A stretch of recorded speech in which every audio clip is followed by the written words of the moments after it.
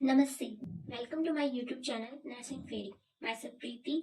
आज हम डिस्कस करेंगे माइक्रोबायोलॉजी का most important topic immunity. Immunity देखा जाए तो एग्जाम के प्रोस्पेक्टिव से भी बहुत इंपॉर्टेंट है, बिकॉज ये हर सेमेस्टर एग्जाम्स में भी और यूनिवर्सिटी एग्जाम्स में भी इस टॉपिक से क्वेश्चन आता ही आता है, चाहे वो 5 मार्क्स का हो या फिर चाहे शॉर्ट लॉन्ग कोई भी क्वेश्चन हो। तो हम बात करेंगे इम्यूनिटी के बारे में।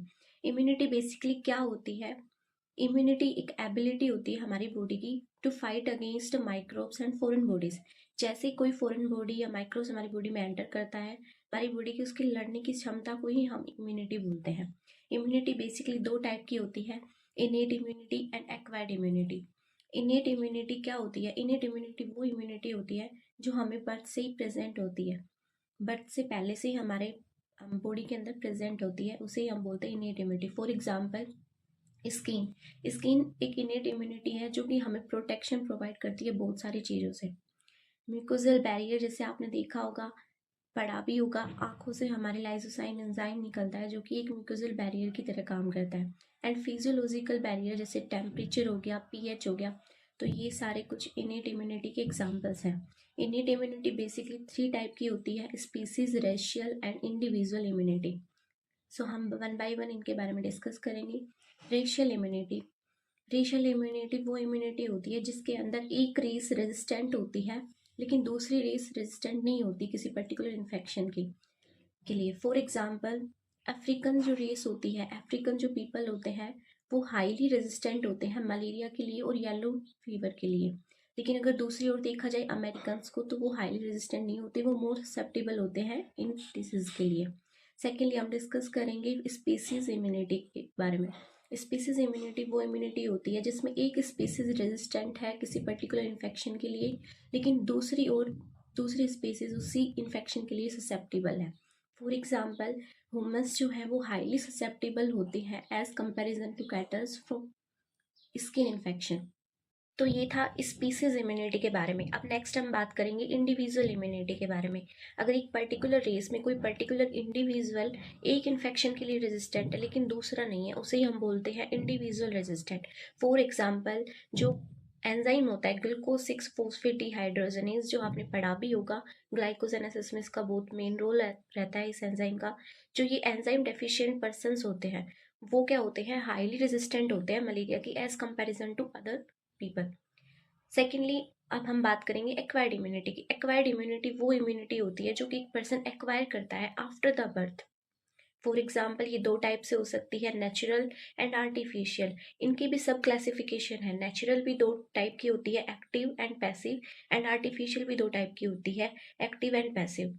फर्स्ट हम बात करेंगे नेचुरल एक्टिव इम्यूनिटी की। नेचुरल एक्टिव, जैसे नाम से ही पता चल रहा है, अगर कोई भी इम्यूनिटी हम इन्फेक्शन के थ्रू एक्वायर करते हैं। फॉर एग्जाम्पल, एक छोटा बच्चा होता है, वो मिट्टी के अंदर खेलता है, अगर उसको कोई इन्फेक्शन, कोई जर्म्स वगैरह उसकी बॉडी में एंटर कर जाता है, तो उसकी बॉडी में एक इम्यूनिटी फॉर्म हो जाती है, उसे हम बोलते हैं एक्टिव नेचुरल इम्यूनिटी।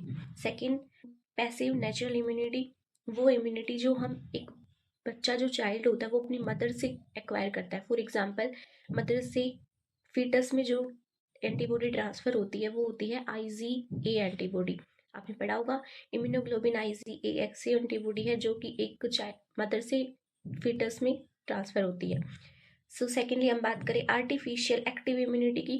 एक्टिव, जैसे नाम से ही पता चल रहा है, जो हम वैक्सीनेशन या इम्यूनाइजेशन के थ्रू एक्वायर करेंगे। For example, live attenuated vaccine होती हैं, बहुत सारे टाइप की वैक्सीनेशन हम एक्वायर करते हैं उसके थ्रू जो इम्यूनिटी।